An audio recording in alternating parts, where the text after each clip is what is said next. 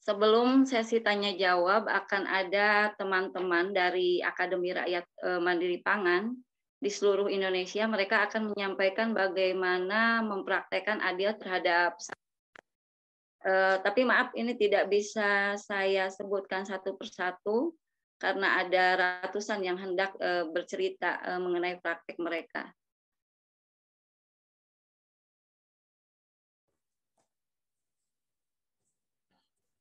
Baik, Bapak Ibu, kami mengumpulkan cerita. Ya, kami mengumpulkan cerita dari teman-teman dan banyak sekali yang antusias menyampaikan cerita mereka dari ini kalau dipetakan dari Sumatera sampai ke ujung timur di NTT juga ada. Yang saya belum lihat mungkin di Jayapura, ini di Arfak sih ada di Papua, tapi di ujungnya belum saya dapatkan.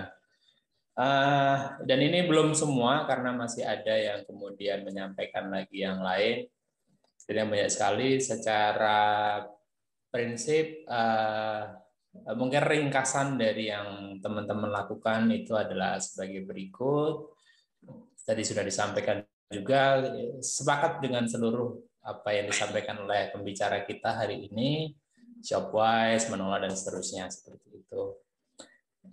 Mungkin kita harus bikin dokumentasi yang terpisah untuk menyampung cerita-cerita ini karena ceritanya panjang dan menarik sekali. Ini bikin jadi majalah tersendiri nantinya, Mbak Abdi. Baik, Mbak Abdi, untuk sementara ini dulu, Mbak Abdi. Ya, terima kasih Pak Chandra. Kemudian ini ada yang bertanya dari Kang Hamdan. Apakah styrofoam bisa dibuat eco-brick? Ya, silakan Kang Aan. Ya, bisa ya. Jadi prinsipnya, oke, yang nggak boleh itu pertama logam. Ya, logam, kaca, aluminium, intinya yang keras karena khawatir dia merusak dinding botol. Kemudian limbah medis ini sebisa mungkin disalurkan ke tempat drop box atau penampungan limbah medis terdekat kalau ada. Tapi kalau nggak ada, misalnya kayak masker medis atau masker sekali pakai, itu bisa setelah didesinfeksi, kemudian dipotong-potong dan dimasukkan ke dalam eco-brick. Kemudian yang bahan organik tentu ya, yang dia bisa yang biodegradable, ya itu tentu tidak bisa dimasukkan dalam eco-brick karena khawatir membusuk dan lain sebagainya. Tapi yang lain plastik, semua jenis plastik, bahkan seperti tutup pulpen, bekas gagang sikat gigi, itu bisa masuk ke dalam eco-brick selama memang bisa masuk, ya. Termasuk styrofoam. Karena styrofoam hari ini juga masih menjadi problem gitu ya, masih sangat sedikit perusahaan bank sampah yang memang mau menerima styrofoam. Jadi bisa sekali untuk dimasukkan sebagai bahan membuat eco-brick. Tapi hanya saja jangan 100% eco-brick isinya styrofoam. Nanti bobotnya nggak tercapai karena kan dia sangat ringan. Tetap dicampur dan mungkin hanya sekitar 5%, 10% maksimal yang campuran styrofoam dalam satu buah eco-brick. Demikian Mas Hamdan, semoga terjawab. Ya, jadi bisa ya Mas Hamdan. Kemudian untuk ini dari Mbak lewat, bagaimana memulai program eco kampung yang sebagian besar warganya itu pengontrak yang sibuk dengan urusannya sendiri. Ya, silakan Kang A. Mereka juga ini. Baik. Oke, nah tadi ya seperti yang saya jelaskan. Jadi gerakan eco-brick itu memang gerakan yang dilakukan secara personal, gitu. Bahkan saya pun tidak akan mengajak, tidak akan memaksa tetangga saya sendiri yang memang mereka belum siap membuat eco-brick. Jadi saya nggak akan, ayo udah kelasnya kumpulin nanti biar saya yang buat eco-brick, yang enggak. Karena dengan seperti itu juga kita tidak mengajarkan dengan baik ya. Jadi kita betul-betul mengajarkan ya plastik saya tanggung jawab saya, plastik kamu tanggung jawab kamu. Karena kalau tidak demikian nanti orang akan ketergantungan. Dan memang membuat eco-brick ini bagian dari aktivitas keseharian atau aktivitas mingguan lah, ya. Memang harus diluangkan. Saya sedikit cerita ya, dalam satu bulan misal kurang lebih plastik sisa konsumsi saya yang bisa dibuat eco-brick antara 500 sampai 800 gram, ya. Itu paling hanya jadi 2 sampai 3 buah ekobrik. 3 ekobrik ya kalau ukuran 600 mili. Itu kalau dikerjakan satu ekobrik itu kurang lebih 30 menitan selesai. Ya, jadi nggak lama sebetulnya ya. Tadi soal berat, soal merasa kayaknya perlu waktu, ini memang ya soal mindset, soal kebiasaan. Ya, jadi kalau memang belum terbiasa memang berat. Sama halnya bagi saya dan keluarga, nyuci plastik itu ya sudah jadi aktivitas harian. Jadi mencuci plastik yang kotor itu seperti layaknya kita mencuci piring. Karena kan plastik ini kan wadah bekas makanan kita, ya seperti piring kalau habis dipakai ya dicuci, dikeringkan. Jadi ya normal saja, tapi memang perlu pembiasaan. Mungkin saya nyambung ya ke pertanyaan sebelumnya, ada terkait dengan ini ya, kaitannya dengan aspek ekonomi ya. Gimana nih gitu kan buat ekobrik, tapi kan di sisi lain juga perlu penghasilan. Ya membuat ekobrik ya jangan dijadikan sebagai sumber penghasilan gitu ya. Itu bagian dari tanggung jawab kita gitu. Dan jangan berpikir waduh ekobriknya nanti misalkan ya di bank sampah. Nah, saya pribadi tidak menyarankan bank sampah itu menerima plastik dari masyarakat, kemudian pengurus bank sampahnya buat ekobrik. Jangan. Ya itu tidak mengedukasi ya. Kalaupun mau dikumpulkan boleh, tapi nanti ya ada misalkan satu waktu tertentu ya ajak tuh para nasabah yang mengumpulkan plastik tadi untuk buat ekobrik. Jadi tanggung jawab masing-masing. Karena kalau hanya bergantung di satu pihak, ya akhirnya kita pun terlena gitu. Oh tenang, ada pabrik daur ulang. Oh tenang tuh ada komunitas ekobrik, kirim aja tuh ke Mas Aga kawan-kawan. Terus sering kali ya di DM, di WA, Mas, saya ada plastik nih, bahkan yang sudah dicacah plastiknya mau enggak? Saya bilang saya tidak menerima. Kecuali ekobriknya ya, karena ya edukasinya akan sampai, kesadaran ekologisnya akan muncul ya. Jadi tadi karena kita buat ekobrik ya masing-masing gitu ya, jadi itu di luar aktivitas utama kita untuk mendapatkan penghasilan gitu, jadi tidak sebagai sumber mata pencaharian ya. Itu karena nanti kalau sudah sampai di satu titik kita nggak buat ekobrik lagi, terus kita nggak punya penghasilan dari ekobrik, nah maka akan kembali itu ke pernyataan tadi seperti itu. Itu barangkali ya menjawab 2 pertanyaan. Kan tadi saya lihat juga ada bertanya soal ekobrik dari aspek ekonomi ya. Silakan Mbak Akti, yang lain barangkali. Ya begitu Mbak Tanti Yudiana. Kemudian untuk pertanyaan yang lain, ini kepada Ibu Suartini. Untuk mencapai pembuatannya lebih bagus apa yang harus memerlukan tempat dan bahan yang lebih luas. Ini mungkin nanti ini mengenai sampah organik ya. Silahkan Ibu.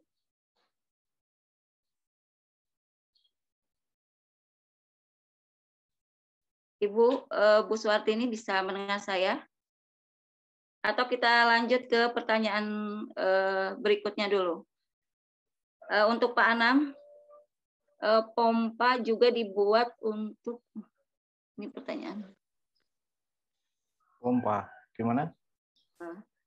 Pompa juga dibuat untuk nggak tahan lama di rumah, untuk beberapa kali.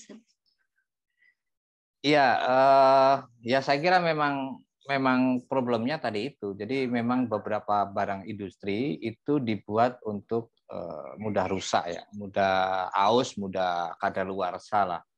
Jadi supaya kita beli yang baru terus-menerus karena mereka selalu memproduksi yang baru. Sekali kalau mereka memproduksi barang dibeli terus itu awet, ya nanti mereka nggak laku jualannya gitu. Jadi padahal mereka harus terus berproduksi dan ketika itu maka sejak awal ada yang namanya desain to obsolete. Tidak ya pompa, terima kasih ada informasi pompa. Sebenarnya ya tidak hanya pompa, semua barang itu didesain begitu. Mobil sekalipun itu juga didesain seperti itu. Pasti ada saja supaya kita ganti mobil, HP apalagi itu jelas sekali harus diupdate. Nanti lama-lama nggak bisa update lagi, Anda harus ganti HP-nya gitu. Itu memang begitu desainnya. Jadi oleh karena itu strategi yang bisa kita lakukan adalah merawatnya. Tadi ngecek apa gitu, apakah tersumbat kalau pompa ya dan sebagainya, sekaligus juga selalu mencari cara untuk memperbaiki. Ini yang perlu kita ketemu dengan orang-orang tukang oprek yang suka dan mungkin saling berbagi strategi lah. Biasanya kalau di Jogja lah yang saya alami, banyak sekali sih anak-anak muda yang suka ngoprek-ngoprek itu akhirnya bisa diakalin lah. Seperti halnya tadi yang kasus printer di Rusia itu ternyata dengan mencopot boardnya dan dipasang lagi ternyata masih bisa gitu. Jadi karena dia hanya didesain untuk rusak. Jadi mungkin saja ada itu di boardnya atau di apanya atau panelnya atau apanya yang perlu diperbaiki gitu, nanti bisa tetap berfungsi. Saya nggak tahu ya. Tetapi biasanya kita cari tukang-tukang oprek itu istilahnya kanibalan. Kanibalan itu ada dua barang yang sebetulnya tidak klop dan berbeda, tapi secara fungsi masih bisa lah. Nah itu diklopkan gitu. Kanibalan HP misalnya LCD-nya mati diganti LCD yang lain kayak gitu-gitulah. Itu tapi jangan yang baru, yang dari yang bekas-bekas. Jadi ada yang ngumpulin yang bekas nanti dikanibal-kanibalkan gitu. Komputer juga sering dikanibal-kanibal begitu. Istilahnya mereka ya, itu ya strategi di mana supaya kita memperpanjang umur dari suatu barang produksi, barang alat-alat kita. Itu sih mungkin jawabannya. Jadi berupaya di sana. Ya. Gitu Mbak. Terima kasih Mas Anam. Kemudian ini ada yang bertanya lagi, solusi yang terbaik untuk menangani sampah yang sudah ada di TPA. Karena faktanya timbunan sampah hanya diaduk dan dipindahkan dari satu timbunan ke tempat yang lain. Oke, saya coba bantu jawab mungkin ya, dari saya dulu. Oke, ini pertanyaan yang sering kali muncul ya bagi masyarakat yang pertama kali belajar tentang pengelolaan sampah gitu. Karena sering muncul pernyataan seperti itu. Kayaknya percuma nih kita milah gitu ya, kita ngolah sampah di rumah, toh pada akhirnya TPA tetap ada, TPA tetap numpuk. Ada satu prinsip yang tetap saya pegang sampai hari ini, ya TPA akan tetap ada dan numpuk, tapi pastikan tidak ada kontribusi tumpukan sampah dari rumah saya. Ya kalau diibaratkan dalam dalam konteks yang lebih luas gitu ya, kalaupun misalkan ketika di satu daerah gitu ya ada orang berbuat kerusakan, ya pastikan itu salah satunya bukan kita gitu ya. Nah sama halnya dengan gerakan zero waste atau pengelolaan sampah ini gitu ya. Jadi ya kita fokus pada lingkar kendali kita. Jadi kita fokus pada diri kita. Karena mungkin kita punya begitu banyak permasalahan gitu ya. Oke nggak apa-apa, kita think globally tapi ya act-nya locally gitu ya. Berpikir global tapi beraksinya lokal yang memang betul-betul ada dalam lingkar kendali kita. Ya. Nah, ketika semua orang sudah mulai bisa memiliki cara pandang yang sama, maka perlahan-lahan itu akan ada perubahan. Hari ini juga misalkan kemarin dari Kang Gun Saptari ya dari Kota Bandung, ya beliau bahkan sudah melakukan pengukuran gitu ya. Melakukan survei seberapa banyak sih dampak ketika masyarakat warganya itu melakukan kegiatan cegah, pilah, olah, atau kalau di Bandung namanya Kang Pisman ya, kurangi, pisahkan, kemudian manfaatkan. Itu ternyata punya dampak gitu ya. Jadi lagi-lagi tadi kalau sederhananya gitu ya, ya nggak apa-apa di TPA masih ada tumpukan, tapi pastikan itu bukan dari rumah kita gitu ya. Nah kemudian kalau yang sudah terlanjur di TPA bagaimana? Ini memang PR besar. Ya, kalau sudah tercampur itu luar biasa. Kalau yang masih berserakan di sungai atau di pantai, kalau di kami di Ecobrik masih bisa dibuat menjadi Ecobrik Samudra. Ocean Ecobrik itu Ecobrik khusus untuk plastik yang basah, kotor, berpasir. Ya, tapi kalau sudah di TPA sudah tercampur, makanya ini ada satu kutipan menarik dari Kang Gun gitu ya. Jadi membuang sampah pada tempatnya itu masih menjadi akhlak yang buruk, masih menjadi zolim ketika masih dicampur walaupun pada tempatnya. Ya. Jadi seperti itu ya. Jadi cara berpikirnya ya pastikan ya itu bukan dari kita gitu ya. Itu. Dan nanti kalau soal yang sudah di TPA memang ini sudah perlu perlu terobosan besar gitu karena sudah tercampur itu luar biasa ya, sudah sangat sulit untuk ditangani. Saya pernah berkunjung ke salah satu TPA, ternyata dari sekian banyak itu hanya tidak sampai 3% yang bisa diolah. Itu dibuat jadi kompos dan komposnya pun sangat buruk kualitasnya karena masih tercampur dengan serpihan plastik tadi. Ya. Jadi proses pemilahan ini menjadi kunci ya untuk pengolahan atau pengolahan mau jadi apapun. Kuncinya ada di pemilahan. Itu semoga bisa menjawab. Mungkin nanti silakan dari Mas Anam atau Bu Dr. Suharini bisa menambahkan ya. Demikian Mbak Abdi. Ya, Pak. Lanjut ke pertanyaan berikutnya. Ini untuk Ibu dokter masih ada? Ibu? Saya? Masih di mute itu Bu dokternya. Ya, ya. Ini ada pertanyaan. Untuk mencapai pembuatannya, apakah lebih bagus atau harus memerlukan tempat dan bahan yang lebih besar? Jadi, apakah lebih bagus di tempat kecil atau memerlukan tempat dan bahan yang lebih luas? Sebenarnya tidak membutuhkan tempat yang luas ya. Nah, ini berapa ukuran komposter itu tergantung sebenarnya seberapa banyak kita menghasilkan sampah atau menghasilkan limbah organik di tempat kita. Nah, kalau misalnya ini rumah tangga dan hanya 3 orang, ya komposternya tidak perlu besar-besar, malah kadang komposter kecil itu bisa lebih cepat jadinya dibanding komposter besar, karena komposter besar kan jadinya lebih banyak juga bahan-bahan organik yang masuk tuh dan lebih membutuhkan waktu untuk terdekomposisi lebih lama. Kalau dia lebih kecil, malah ada beberapa yang teman-teman kerjakan tidak hanya butuh paling lama 1 bulan sudah bisa jadi, dengan dia lebih rajin mencacah, waktu masuk itu memang harus lebih kecil, kemudian dia juga memberikan bioaktivator yang cukup, dan dia sering mengaduk setiap 2 hari dia aduk, dan itu lebih kecil malah lebih cepat jadi. Kadang ada yang menggunakan ember bekas es krim yang ukuran 8 liter, atau paling tinggi ada yang menggunakan 20 liter, itu sudah cukup. Tapi sebaiknya jangan hanya 1 komposternya, karena kalau hanya 1, sementara kan hampir setiap hari kita menghasilkan limbah organik. Mana limbah organik itu kan memang 60% terbanyak. Paling tidak sih kalau punya 2 itu bagus. Kalau nggak bisa punya 2, idealnya sebenarnya punya 3, karena misalnya ada 1 yang sudah kita buat nanti penuh, kemudian mau dimatangkan. Nah, kemudian ada 2 yang bisa berjalan. Minimal ada 2 lah. Kalau mau ideal ada 3. Jadi bukan tergantung dari besarnya komposter, tidak. Tapi dari ukuran materi, semakin kecil semakin bagus. Kemudian bioaktivator yang aerasi udara dengan melakukan mengadu, atau memang di tempat itu dibuat banyak lubang. Jadi 3 komponen itu cukup, bisa lebih cepat. Yang kecil malah kadang bisa lebih cepat jadi. Demikian, Mbak. Ya, terima kasih Bu. Jadi tergantung kebutuhan dan seberapa besar sampah yang dihasilkan ya. Masih ke Ibu.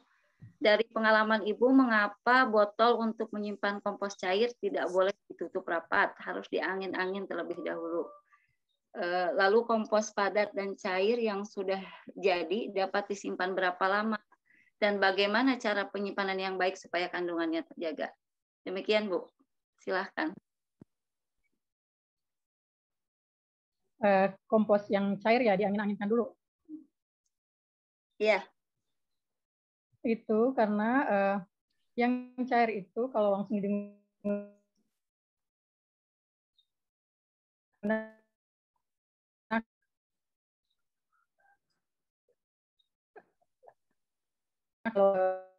Suaranya putus-putus ya. Jadi harus diangin-anginkan dulu. Kalau tidak bisa sampai 2 minggu, ya minimal lah 10 hari diangin-anginkan dulu. Dan botolnya itu jangan rapat ditutupnya, ya, karena tujuannya supaya gas-gas amonia itu bisa keluar waktu disinari matahari. Gitu. Dan berapa lama disimpan? Sebenarnya disimpan sampai lama pun sudah tidak masalah. Yang penting misalnya tempatnya aman, tidak sampai kemasukan binatang-binatang seperti tikus, seperti itu disimpan misalnya dikumpul di drum besar, begitu drum besar kemudian nanti bisa digunakan kapan-kapan diperlukan juga enggak masalah. Malah ada yang simpan sampai lama juga enggak masalah, sampai berbulan-bulan disimpan juga enggak apa-apa. Kalau untuk kompos padat sendiri ya kalau memang tidak langsung digunakan ya disimpan agak kering, kemudian bisa dimasukkan ke karung dan diletakkan di tempat yang tidak basah supaya dia bisa lebih awet.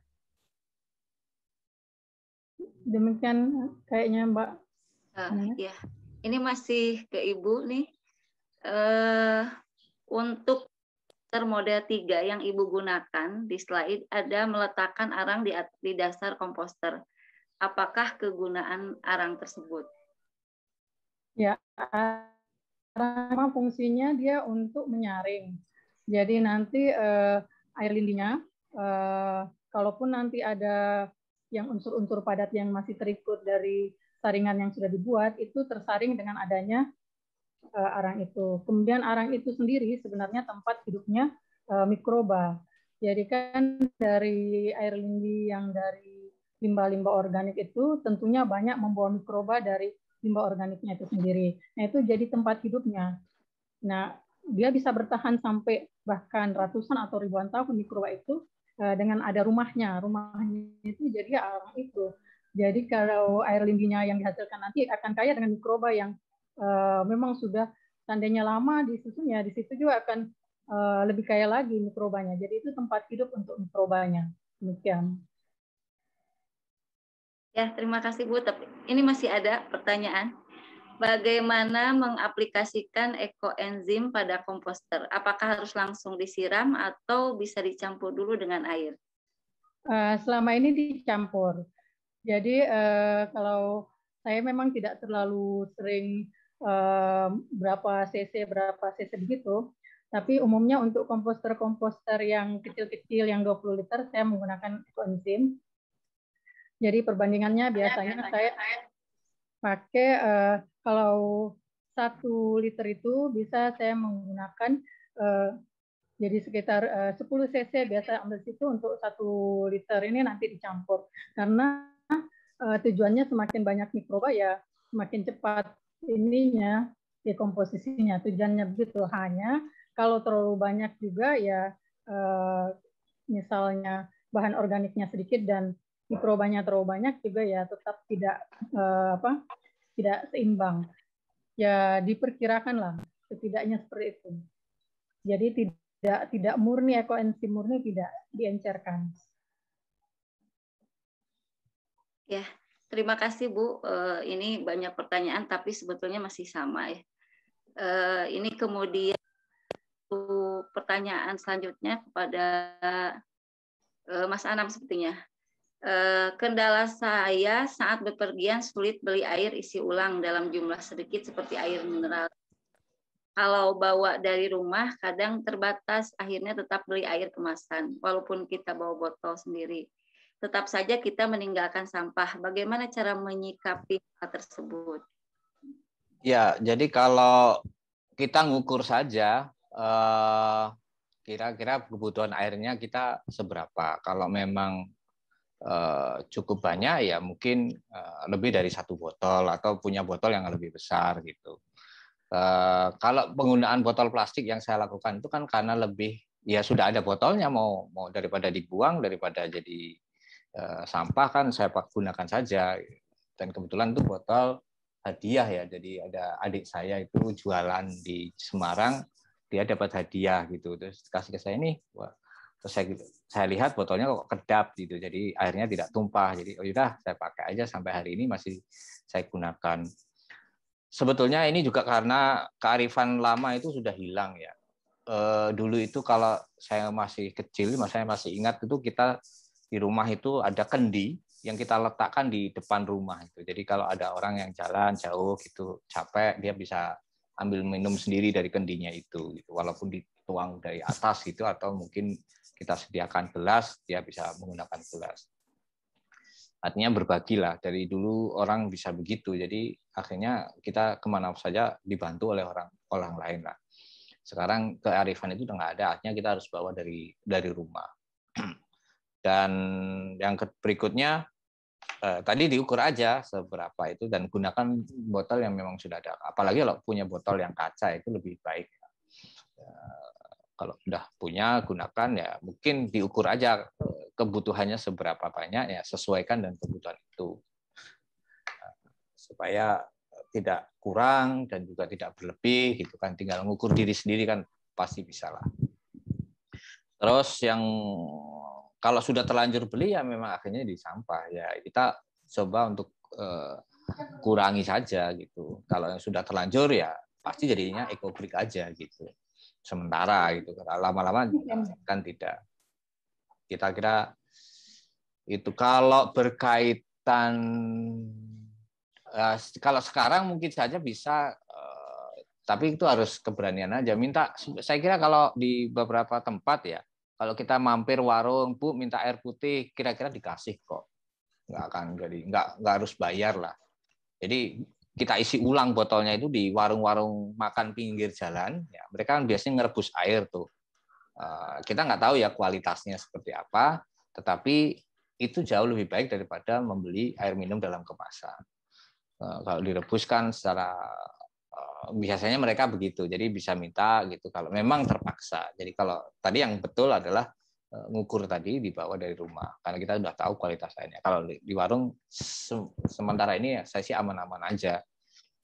Jadi bisa minta, Bu tolong ini air gitu. Kalaupun harus bayar paling ya berapa sih gitu. Itu jauh lebih baik dan bahkan lebih membantu banyak orang itu karena mereka juga tidak walaupun sedikit ya, daripada kita membeli air minum dalam kemasan yang punya perusahaan-perusahaan besar. Dan saya tidak terlalu mohon maaf ya, saya tidak terlalu seperti beberapa orang Islam yang ini dari pesantren, ini air minumnya dari air minum dalam kemasan pesantren yang pakai botol plastik yang sama dengan merek-merek besar Aqua, Danone dan lain sebagainya itu. Kita harus melawan mereka, ya melawannya tidak dengan cara yang sama. Saya tidak setuju dengan itu gitu. Artinya ya bagi saya sama saja gitu. Jadi lebih baik membawa dari rumah. Ini mereknya barokah, nanti ini dari santri-santri didoakan. Ini udahlah itu bukan itu gitu tujuannya. Lebih baik saya yang tadi itu kalaupun terpaksa warung pinggir jalan, Bu isi ulang saya botol, kebetulan saya habis bekalnya, bisa minta kalau iya Bu tapi bayar ya berapa, Rp1.000 ya nggak apa-apa lah gitu, Rp1.000. Kalau misalnya dia baik itu jadi mari kebanyakan orang Indonesia masih punya sifat baik itu, alhamdulillah itu sih. Saya selama ini gitu aja. Mungkin itu jawaban saya. Terima kasih. Ya. Terima kasih Pak Anam, Bu Dokter dan Kang Aang. Ini sepertinya pertanyaan-pertanyaan dalam chat ini sudah dijawab sebagian ya. Sudah terjawab seluruhnya. Ada yang mau bertanya lagi? Tapi sepertinya waktu sudah menunjukkan jam 11:50. Sepertinya sebelum kita tutup acara ini, akan ada pengumuman dulu dari Akademi Rakyat Mandiri Pangan. Silahkan. Baik. Terima kasih Mbak Ati. Ada beberapa yang akan kami informasikan kepada Bapak Ibu sekalian terkait dengan kegiatan dan tema kita terkait dengan pengelolaan bahan berlebih lah gitu. Jadi kalau sampah itu kan seolah-olah kok ya sudah kita nggak ngapa-ngapain, kita sebut saja bahan berlebih. Ini ada lomba video sadar lingkungan. Batas akhir 31 Mei berhadiah dan ada linknya di situ. Ini materi ini ada di dalam file yang Bapak Ibu unduh melalui daftar hadir tadi. Jadi kalau mau membaca detailnya silahkan nanti di sana. Dan juga untuk rekaman dari kegiatan kita saat ini, sebenarnya kita saat ini nanti juga akan tersedia di YouTube. Kegiatan yang kedua adalah kelas publik. Jadi yang disampaikan tadi sudah disebut oleh Kang Aang bahwa yang bisa disampaikan tadi masih sepertiganya saja, dan itu pun dipercepat oleh Kang Aan gitu kan, karena untuk menjaga durasi supaya kita bisa selesai tepat waktu. Jadi untuk pelatihan dan segala macamnya itu ada kegiatannya sendiri, dan itu lebih detail. Saya lagi bukan tujuan dari pelatihan ini adalah supaya para pegiat itu bisa melakukannya dengan benar. Jadi bukan hanya melakukan, namun melakukannya dengan benar. Info lebih lanjutnya ada di dalam link tersebut. Kemudian kegiatan ketiga ada kelas kebun rumah mandiri 21 hari bersama ARMP. Ini adalah kelas reguler yang dilaksanakan oleh ARMP. Bagaimana menyiapkan bahan organik secara mandiri, berkebun hemat air, respect dari bahan sekitar, strategi berkebun di lahan tandus atau minim tanah, misalnya di rooftop atau di garasi yang konblok, atau bahkan di tanah yang tandus atau di balkon apartemen seperti itu adalah hal yang sangat mungkin, dan pelatihan ini, kursus 21 hari ini diberikan oleh ARMP tanpa biaya untuk yang mulai 18 Mei nanti. Detailnya nanti bisa dilihat di dalam linknya. Ada kegiatan berikutnya adalah kelas pertanian keluarga. Jadi kalau KRM atau kebun rumah mandiri itu cenderung untuk memenuhi kebutuhan keluarga, kebutuhan primernya keluarga. Nah, kalau kemudian ada kesempatan atau mungkin peluang untuk membuat usaha sendiri, usaha berbasis pertanian bersama dengan keluarga, maka disarankan untuk mengikuti kelas ini, kelas pertanian keluarga atau family farming.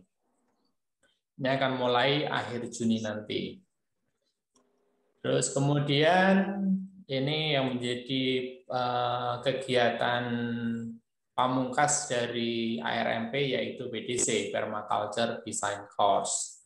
Ini berlangsung 90 hari, tujuannya adalah untuk menghasilkan teman-teman yang akan bisa memahami bagaimana menyiapkan, membuat rancangan tentang lahan yang ramah lingkungan dalam berkebun. Karena kita perlu, mungkin teman-teman juga sudah memahami bahwa berkebun atau bertani itu belum tentu ramah lingkungan, belum tentu baik untuk lingkungan saat kita melakukannya hanya untuk kepentingan diri sendiri atau ekosentris. Nah, dalam BDC nanti akan diajarkan tentang bagaimana supaya kita bisa memiliki paradigma atau pemandangan perspektif yang luas, mempertimbangkan seluruh aspek yang ada sehingga kegiatan pertanian dan perkebunan kita itu tidak hanya produktif, namun juga ramah lingkungan.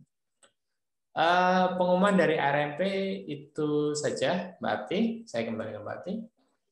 Ya, terima kasih Pak Chandra. Alhamdulillah kita telah sampai di penghujung acara. Terima kasih banyak kepada para narasumber dan juga Bapak Chandra, serta para peserta yang telah menyimak acara dari awal hingga akhir. Semoga ilmu yang kita dapat ini dapat kita aplikasikan dalam kehidupan sehari-hari. Sekian.